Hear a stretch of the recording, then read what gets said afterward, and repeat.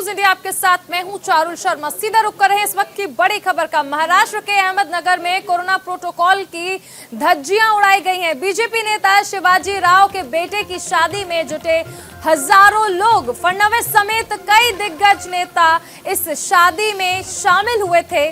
पाबंदियों के बावजूद शादी में उमड़े हजारों लोग। इस वक्त की बड़ी खबर आपको दिखाई जा रही है, महाराष्ट्र से आ रही है, जहां पर अहमदनगर में किस तरह से कोरोना के जो नियम है उनकी धज्जियां उड़ाई गई हैं वो आप देख सकते हैं। सबसे अहम चीज है कि इस शादी में तमाम बड़े नेताओं ने शिरकत की थी। कोरोना प्रोटोकॉल की धज्जियां किस तरह से उड़ी हैं। बीजेपी नेता शिवाजी राव के बेटे की शादी में हजारों लोग जुटे और उसके बाद खबरें ये भी सामने आई कि एक नेता इसमें कोरोना पॉजिटिव भी पाए गए हैं। हजारों की भीड़ इस शादी समारोह में देखने को मिली। यहां आप देख सकते हैं कि बीजेपी नेता के बेटे की शादी थी, जहां पर पाबंदियां नजर नहीं आई। कोरोना के जो नियम है उनकी खुलेआम धज्जियां भी उड़ी। पूर्व सीएम देवेंद्र फडणवीस भी इस शादी समारोह में शिरकत करने के लिए पहुंचे थे और आप देख सकते हैं कि किस तरह से महाराष्ट्र एक ऐसा राज्य है जहां पर लगातार कोरोना के मामले जो हैं वो बढ़ रहे हैं। सबसे ज्यादा संक्रमितों की संख्या जहां से आ रही है उसमें महाराष्ट्र का नाम है और ऐसे में वहां से ये तस्वीरें आ रही हैं जो कि बेहद शर्मनाक भी है। आखिर क्यों कोरोना की जो गाइडलाइंस उनका पालन नहीं किया जा रहा है।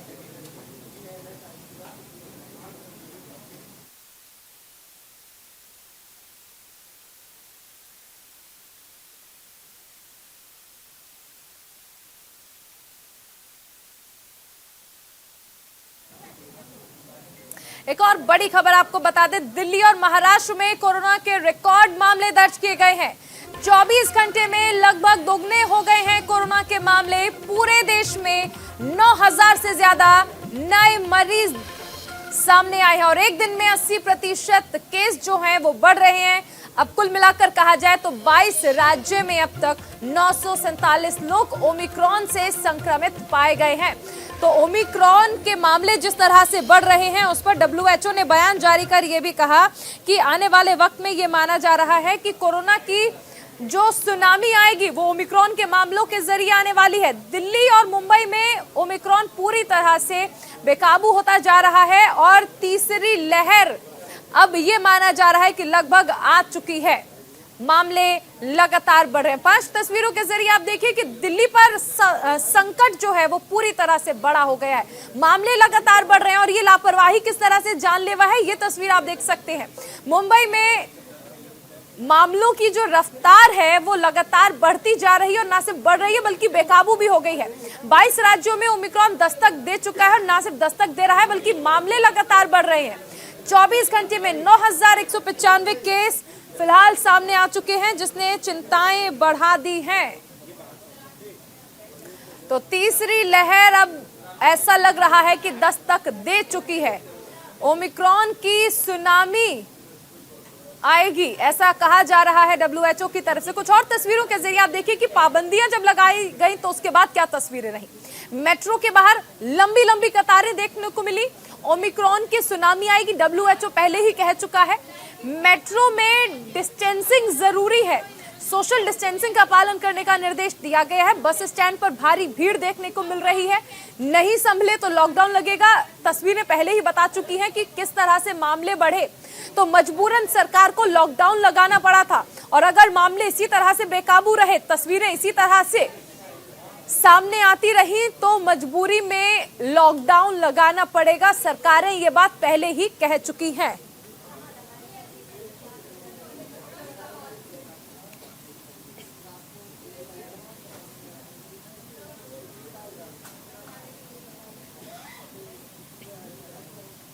और इसके बाद एक बार फिर बात करेंगे महाराष्ट्र की, जहां के अहमदनगर में कोरोना प्रोटोकॉल की धज्जियां उड़ी हैं।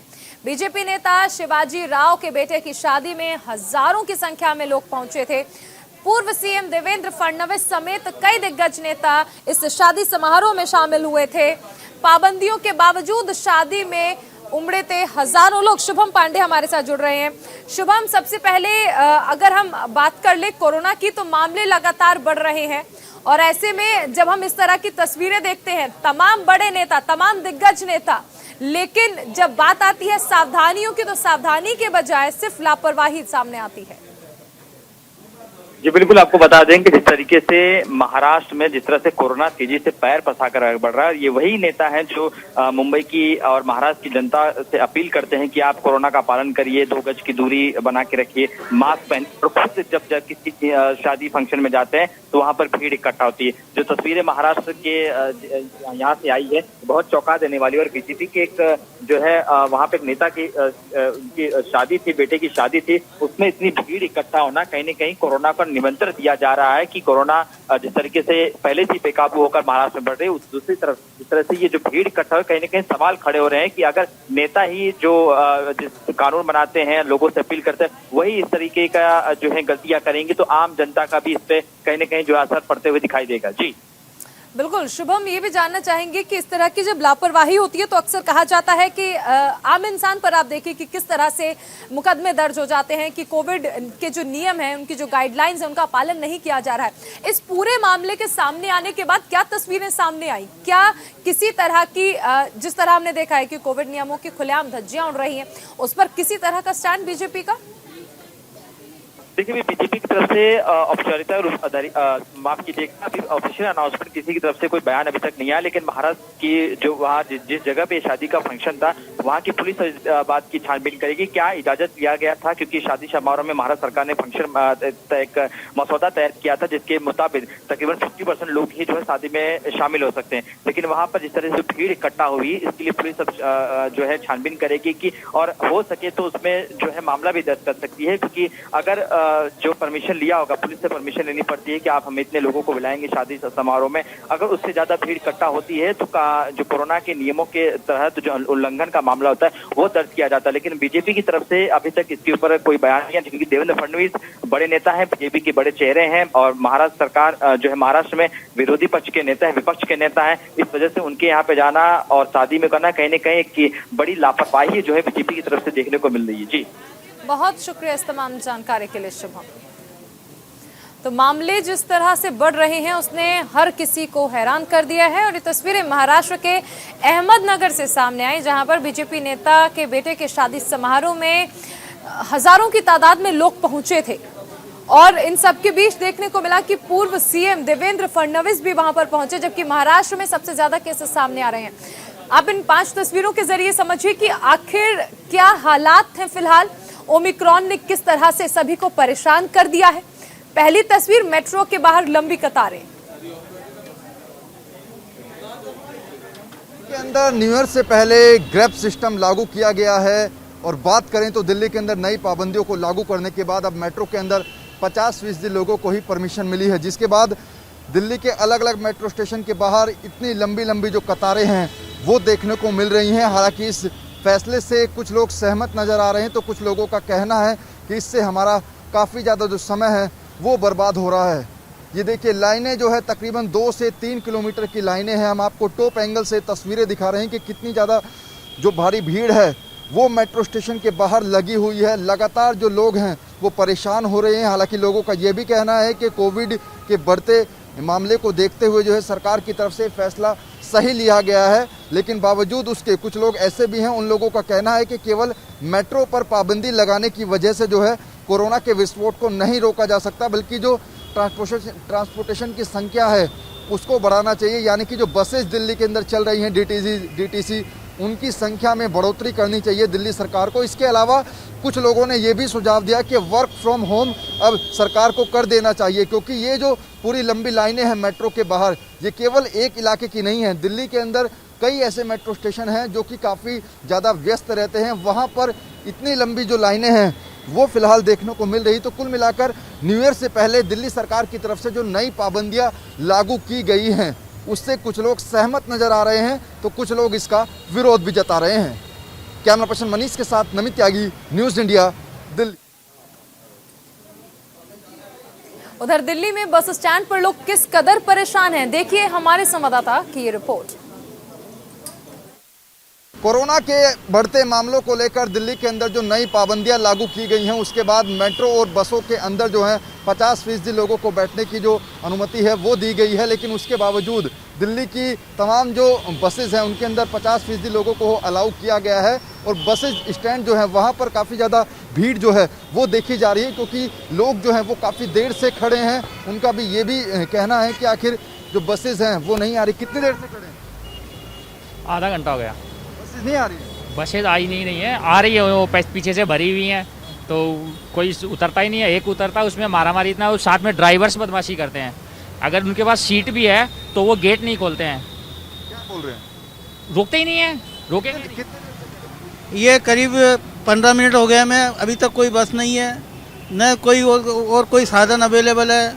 ऑफिस पहुंचना है, 9 बजे का ऑफिस है, 10 बज गए, अभी तक बस की कोई व्यवस्था कितनी देर से खड़े? हो गए आधे घंटे जी, नहीं आ रही। ड्राइवर जो है वो देखिए यहाँ पर देखिए किस तरीके से जो मारामारी है वो यहाँ पर बसेस के अंदर चढ़ने को हो रही है। लोग अपनी जान का जोखिम लेकर जो है बसों के अंदर सफ़र करने के लिए मजबूर हैं, क्योंकि बसों के अंदर अब 50% लोगों को ही एंट्री जो है वो मिल पा रही है। कुछ लोगों से भी बातचीत करते हैं। क्या रोजाना इसी तरीके की भीड़ दिखती है यहाँ पर?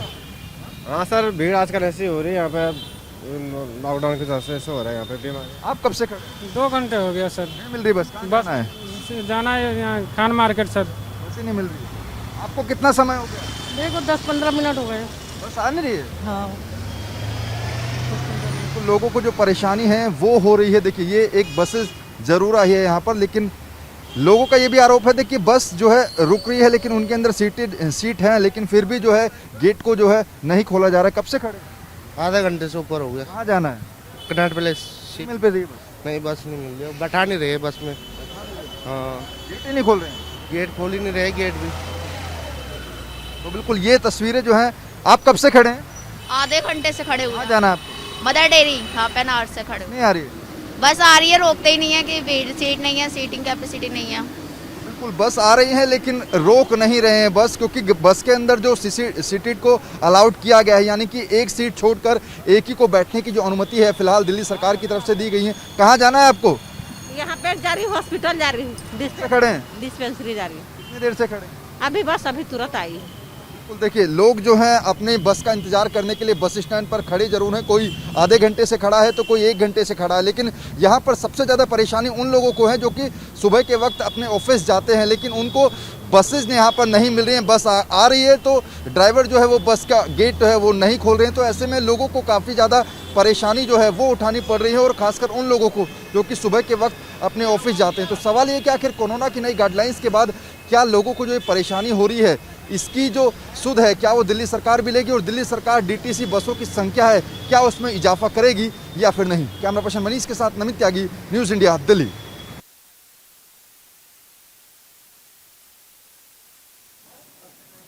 तो मेट्रो के बाहर लंबी कतारें लग रही हैं और ओमिक्रॉन से ही ये माना जा रहा है कि सुनामी आएगी, महामारी की सुनामी आएगी। मेट्रो में सोशल डिस्टेंसिंग जरूरी है। बस स्टैंड पर भारी भीड़ देखने को मिल रही है।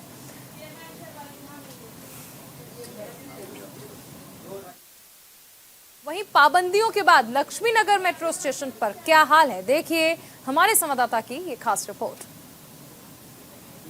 राजधानी दिल्ली के अंदर ओमिक्रॉन के साथ साथ कोरोना का विस्फोट लगातार हो रहा है। पिछले 24 घंटे की बात करें तो दिल्ली के अंदर 923 मामले दर्ज किए गए हैं, जिसके बाद से दिल्ली के अंदर जो नई पाबंदियां हैं उनको लागू जरूर किया गया है, लेकिन उससे लोगों को खासा परेशानी हो रही है। इस वक्त हम लक्ष्मी नगर मेट्रो स्टेशन के बाहर हैं और यहाँ पर जो लंबी लंबी कतारें हैं वो आपको देखने को मिलेंगी। हालांकि कुछ लोग सरकार के इस फैसले से सहमत नजर आए तो कुछ लोगों को जो है काफ़ी ज़्यादा परेशानी हो रही है। लोगों का कहना है कि मेट्रो के अंदर भीड़ है, आखिर कोविड को कंट्रोल में कैसे किया जाएगा। कुछ लोगों से बातचीत करते हैं। सीधा रुख करते हैं मुरादाबाद का, जहां गृह मंत्री अमित शाह रैली को संबोधित कर रहे हैं। नहीं देते हैं मित्रों, ये जन सैलाब जो दिखाई पड़ता है वो बताता है कि यूपी में फिर से लगातार चौथी बार भारतीय जनता पार्टी जीतने वाली है। मगर इस बार हमारे जीत की व्याख्या अलग है। भारतीय जनता पार्टी का हर कार्यकर्ता विजय तभी मनाएगा जब हम 300 पार कर लेंगे। मुझे बताओ 300 पार करोगे भाई? जोर से बोलो, करोगे भाई? तो मैं बोलूंगा अब की बार, आप बोलोगे भाजपा 300 पार, बोलोगे? अब की बार, अब की बार, अब की बार देखो भाई, 300 पार करनी है। कार्यक्रम में माननीय मोदी जी का बहुत बहुत स्वागत। हमारे देश का उत्तराखंड पहुंच चुके हैं प्रधानमंत्री नरेंद्र मोदी और यहां पर हल्द्वानी में एक बड़ी सौगात देने वाले हैं प्रधानमंत्री नरेंद्र मोदी। ये तस्वीरें आप देख सकते हैं। एक महीने में ये दूसरा दौरा है प्रधानमंत्री नरेंद्र मोदी का, जिसमें वो उत्तराखंड पहुंचे हैं और उत्तराखंड को किस तरह से प्रधानमंत्री नरेंद्र मोदी ने अपनी प्राथमिकता में रखा है, ये लगातार देखने को मिलता रहा है। और प्रधानमंत्री नरेंद्र मोदी के साथ यहां पर मुख्यमंत्री पुष्कर सिंह धामी भी मौजूद हैं और यहां देखिए कि किस तरह से एक जन सैलाब उमड़ा है प्रधानमंत्री नरेंद्र मोदी को सुनने के लिए। हाथ जोड़कर सभी का अभिवादन करते हुए मंच से प्रधानमंत्री नरेंद्र मोदी लगभग 17,000 करोड़ से अधिक की 23 परियोजनाओं का लोकार्पण और शिलान्यास करने के लिए पहुंचे हैं प्रधानमंत्री नरेंद्र मोदी।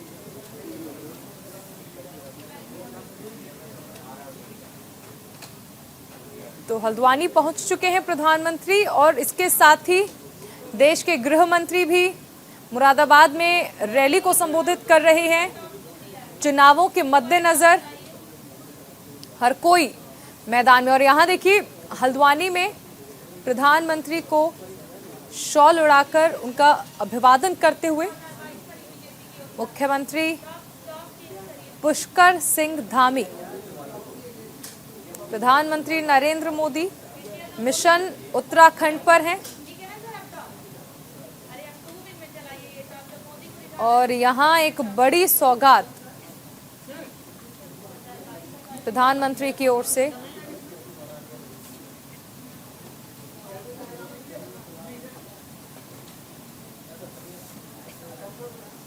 हल्द्वानी पहुंचे हैं प्रधानमंत्री नरेंद्र मोदी।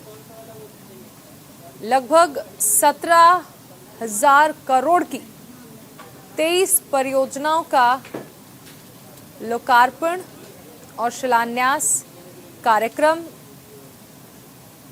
पहली बार हल्द्वानी के दौरे पर हैं प्रधानमंत्री नरेंद्र मोदी।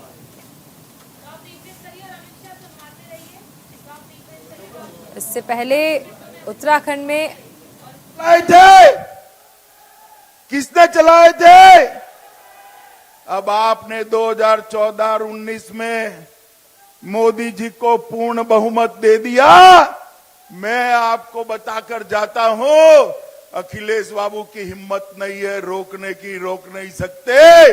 कुछ ही महीनों में गगनचुंबी रामलल्ला का मंदिर बनने जा रहा है मित्र, इसको कोई नहीं रोक सकता। और अखिलेश बाबू, आपका निजाम का मतलब शासन होता है। निजाम का मतलब क्या था? जरा उत्तर प्रदेश की जनता को सच सच बताइए।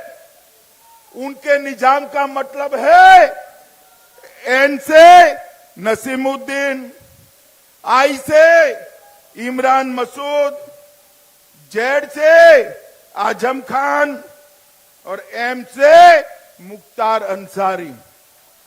भाई आप मुझे बताओ, आपको नसीमुद्दीन, इमरान, आजम और मुख्तार वाला निजाम चाहिए क्या? चाहिए क्या? या योगी जी और मोदी जी वाला विकास वाला चाहिए? कौन सा चाहिए? जोर से बोले, कौन सा चाहिए? अगर लाना है तो 6 की 6 सीटें आपको मुरादाबाद की भारतीय जनता पार्टी की झोली में डालना पड़ेगी मित्रों, झोली में डालना पड़ेगी मित्रों। यहां पर सब नेता बलात्कार हो गया तो उन्होंने कहा लड़कों से गलतियां हो जाती है। कहा था या नहीं कहा था? याद है या नहीं है? माताओं की सुरक्षा, बहनों का सम्मान भारतीय जनता पार्टी का वचन है उत्तर प्रदेश की जनता को। किसी की भी हिम्मत नहीं है ये पश्चिमी उत्तर प्रदेश में माताओं बहनों की छेड़खानी कर पाए, किसी की हिम्मत नहीं है मित्रों। और मैं आज कह कर जाता हूं, दुनिया के सर्वाधिक लोकप्रिय नेता आदरणीय नरेंद्र मोदी जी, महामहिम राज्यपाल जी, इस प्रदेश के बहुत ही युवा और पिछले दिनों हाथ में चोट लगने के बावजूद भी दिन रात मेहनत करने वाले ऐसे युवा मुख्यमंत्री पुष्कर धामी जी, भारत सरकार के मंत्री आदरणीय अजय भट्ट जी, हमारे पूर्व मुख्यमंत्री आदरणीय हमारे सभी मंत्रीगण, सभी मंच पर विराजमान हमारे आदरणीय गौतम जी, लोकेट चटर, कि ये आप कितना विरोध करे हो मित्रों। अरे सुनो, इन्होंने यहाँ एक नई प्रयोगशाला बनाई थी, नए प्रकार की प्रयोगशाला को अंग्रेजी में तुमका लैब देते हैं। लैब का स्पेलिंग होता है LAB। इन्होंने एल से पूरे प्रदेश को लूट कर ये इत्र वाले जैसे बोरे भरने का काम किया था, बोरे भरने का काम किया। ए से होता है आतंकवाद। आप यहां पर रामपुर के नजदीक हो, जानते हो ना आजम खान जी को? जानते हो या नहीं जानते हो? कितनी दबंगई थी बताओ भाई, कितनी दबंगई थी? 1000 हेक्टेयर भूमि, 1000 हेक्टेयर भूमि हड़प कर ली थी। आज कहां है? कहां है? कहां है? उनको जेल में मनाने कौन जाता है? जोर से बोलो, कौन जाता है? वो अगर सीएम बनते हैं तो वो जेल में रहेंगे क्या? रहेंगे क्या? बाहर आएंगे या नहीं आएंगे? आप चाहते हो बाहर आए? आप चाहते हो बाहर आए? तो क्या करना पड़ेगा? फिर से भाजपा सरकार बनानी पड़ेगी, तभी जाकर होगा। मित्रों, ये पश्चिमी उत्तर प्रदेश पूरा गन्ने का प्रदेश। अब इनको तो गन्ना का नाम ही मालूम नहीं है। जिन्ना जिन्ना जिन्ना जिन्ना करते हैं। अरे भाई, जिन्ना का कोई काम नहीं है, वो पाकिस्तान चले गए थे। यहां पर गन्ने का काम है। जब आप थे तब गन्ना किसानों को भुगतान नहीं होता था। भारतीय जनता पार्टी की योगी आदित्यनाथ की सरकार ने 90% गन्ना किसानों का भुगतान किया। 1,48,000 करोड़ रुपया बकाया चुकाने का काम हमने किया है। 20 गन्ना मिलों का विस्तारीकरण और आधुनिकीकरण करा। लगभग 476 मैट्रिक टन रिकॉर्ड चीनी का उत्पादन किया। रॉ शुगर के इंपोर्ट पर ड्यूटी डालकर गन्ना किसानों को मूल्य मिले, इसकी चिंता की। इथेनॉल की पॉलिसी लाए, इसके भाव बढ़ाए और आज गन्ना किसान इसके मूल्य को बरोबर पा रहा है।